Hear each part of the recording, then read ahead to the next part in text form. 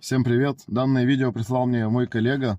Это произошло конкретно с ним. Вот он ехал на Солярисе, можете посмотреть. У трактора обломила полуось. Обошлось без жертв, но дверь пришлось поменять. И, кстати, бушная она ему обошлась в 60 тысяч рублей. Так что будьте внимательны на дороге.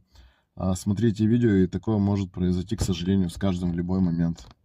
Всем удачи!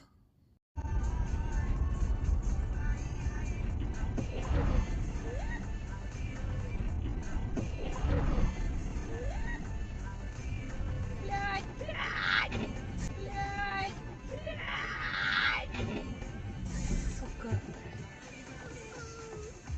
Пиздец.